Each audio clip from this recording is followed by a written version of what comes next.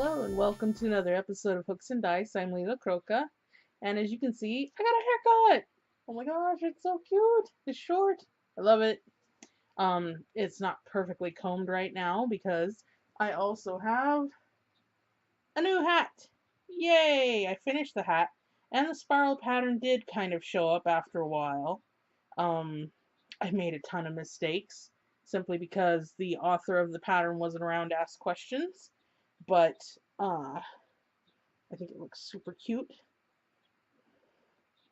Get it put on this way. And ta-da! I have a beret. Stylish. I decided not to do the brim because I wanted to be an actual beret and not a cap. Um, it's a lot of fun to wear. I plan on wearing it with a lot of stuff, and I can wear it in different ways, of course. I can wear it, it's actually not cooperating right here. Let's try it again, shall we? So there we go. That's better. Yeah. So I don't know what to do with my hair yet.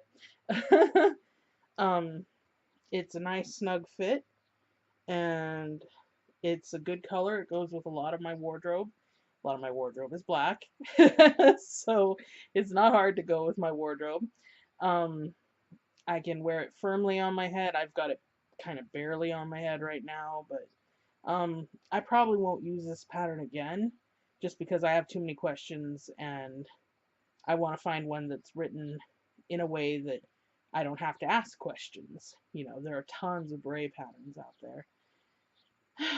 So I'll chalk this one up to a success, even though there are lots of mistakes, because you would have to look at it really close and probably be someone well versed in crochet in order to see the mistakes.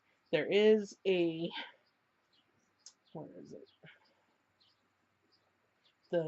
This particular ridge right here is more noticeable than the others, but it's not so much that, oh my gosh, this hat looks ugly. You know, it doesn't do that. So I'm really happy with it.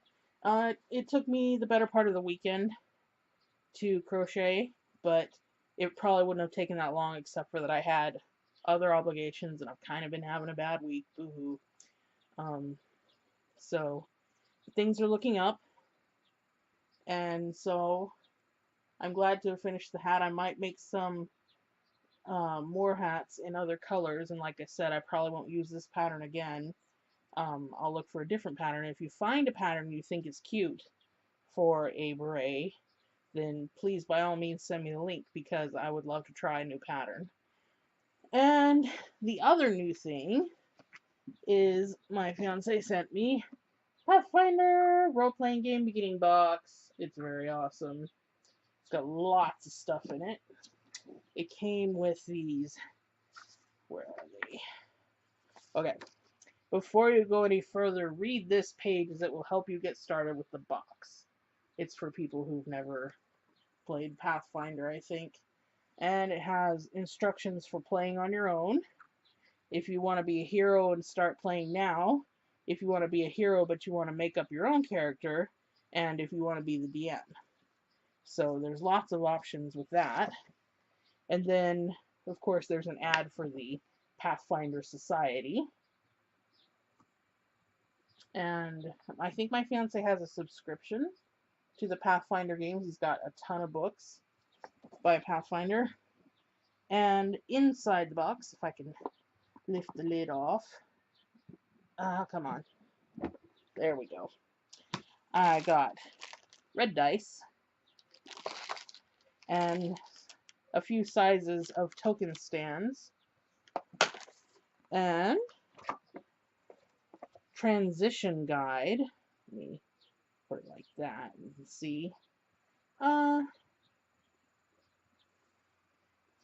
And there's another ad for the Pathfinder Society on the back of it, so it's to help you find people to play games with. There are new rules in this. Reading a bestiary, monster stat block, 6th level and beyond, converting adventures, reading a core rule book, spell stat block, and taking the next step. I read those out of order, but that's what's in there. And then we have the Hero's Handbook. And I love all the art on all of these books. They are great. So this one has, in the table of contents, it has an example of play, getting started, creating a character. Then they have races and Skeleton King's Crypt. I imagine that's the dungeon you would crawl through. There are the 4 basic classes: cleric, fighter, rogue, and wizard. It says finishing your character, skills, feats, equipments, playing the game, leveling up, and there's an index. So all of that in the Hero's Handbook. Flip this the other way so it goes back in the box nicely. We've got some blank character sheets. Very nice, front and back. So you can photocopy those if you're going to play paper and dice instead of online like we do. And then there are the pre-made characters: the fighter, the rogue, who is ridiculously armed for a rogue. I mean, she's got 1, 2, 3, 4, 5, 6, 7, 8, 9, 10, 11, 12 daggers and a sword, and God knows what else hiding on her. That's an awful lot if you ask me. But then there is the wizard and the cleric. So on the back, there's a little backstory for these pre-made characters. And the stats are all rolled up and ready to go. So if you want to get started right away, then there's something for you. Then there's the Game Master's Guide.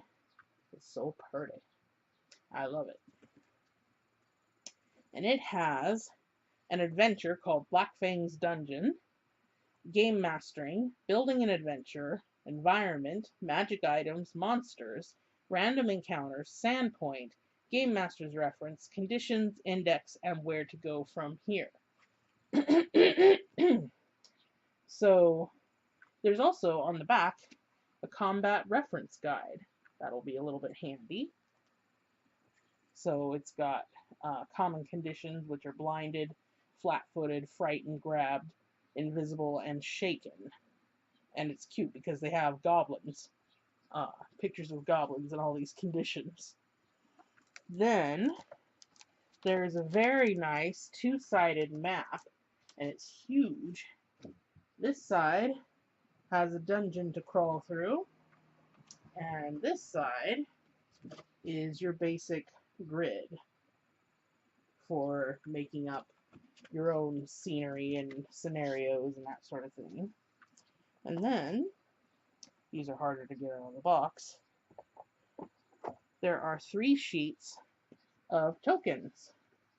You've got elves, humans, dwarves, what do we have? And a black dragon. Yep. I almost just popped that baby out. And then there are wolves, troglodytes, ogres, zombies, skeletons, orcs, orc boss, ghoul, reef claw, which I do not know what it is, probably some kind of aquatic dragon, goblins, dire rats, giant spiders, giant centipede, goblin boss, and goblin dog. That's these guys. And finally, water elemental, fire elemental, earth elemental, air elemental, animated statue, which isn't that just a golem? I don't know. The gargoyle, will-o'-the-wisp, mummy, ghost, skeletal champion, hellhound, salamander, which looks like a naga if you ask me. Barghest, I'm not sure what that's supposed to be.